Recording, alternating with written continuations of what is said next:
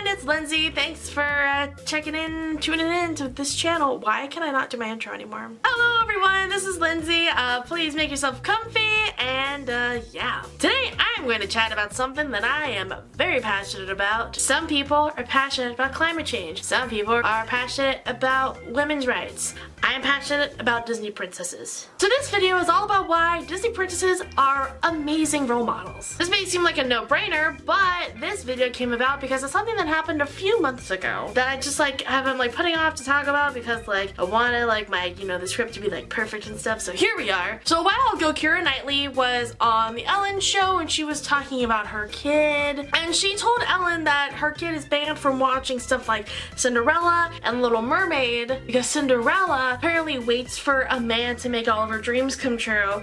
Oh yeah, I burped. And Ariel gives up her voice to be with a man. So according to her, Cinderella and Ariel are not good role models, apparently. And then I was doing a bunch of research and I found out there are a bunch of other articles that say the exact same thing. And then they even broadened it by saying there are a ton of Disney movies that you shouldn't show kids because it shows inappropriate gender norm type things. I mean, I'm not gonna criticize anyone's parenting in this video because I can barely take care of myself. I look back on the choices I've made in my life, the time that I drank 7 cans of Mountain Dew in one New Year's Eve, and I'm like, how am I still alive? But I still say that Disney princesses are not bad influences. And here are a few reasons why. Number 1, they are brave as heck. Going back to Cinderella, she's been abused since she was a child by her stepmother, and after all that, she was still brave enough to ask if she can go to the ball. Belle is another great example of bravery because when her father was locked up in the Beast's castle, she volunteered to take her father's place so he could go free. She chose to stay in a dungeon, in a castle, far from home, with a beast with anger management issues. And she never hesitated about that decision. And she even stands up to Gaston and she's like, hey man, you're being a jerk. The only reason anybody likes you is because you're pretty and it also looks like you could probably end their life in 2 seconds, but you have no really redeeming qualities ever, really. Number 2, they had aspirations for a better life. And they took care of themselves. Cinderella didn't ask the fairy godmother for a man, she asked fairy godmother for a night out and a dress. That is what we call a self-care queen. And then she comes back from the ball and she's like, well, that was a fun night. Back to a life of cleaning stuff and living with a stepmother who's probably cranky because of menopause, but we didn't know that yet because of science. And then a man just so happened to come along and return a slipper that fell off her shoe, and then she just so happened to get married. Number 3, they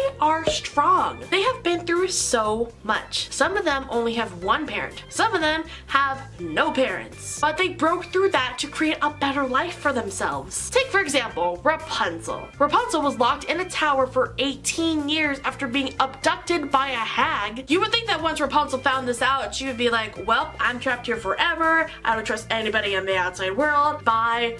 Everybody else, I'm gonna live this life until I die. But she then escaped from her tower and went on a quest back to the kingdom to go find her mom and dad, who are also the king and queen, by the way. She even at one point almost drowned, but she didn't turn back. She didn't even think about turning back, not even once. Number 4, they tried their best. Tiana grew up in a poor neighborhood and her father passed away when she was pretty young, but she didn't mope around and accept her circumstances. But she did, but it was kind of more in a way of this is my life, but this doesn't have to be my life forever. So then she works her butt off, takes some chances, and opens a restaurant by the end of those 90 minutes. Pretty amazing. She's a self-made businesswoman, which is even a glass ceiling that we're still trying to break in 2019. Number 5, they're open-minded. Snow White was chill with hanging out with 7 little people. She didn't make fun of them for their stature. And in The Little Mermaid, Ariel found value in everything and everyone. She also hoarded a lot of stuff that didn't belong to her, but we're not gonna get into that. And also, guess what? Ariel could have done so much better. She's gorgeous, she's beautiful, she's quite the catch. And on the outset, she could have done so much better than Prince Eric.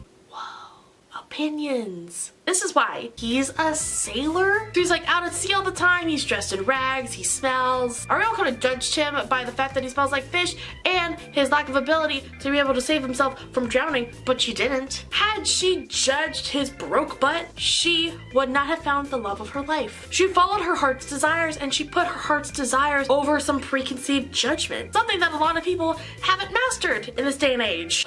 Keira Knightley.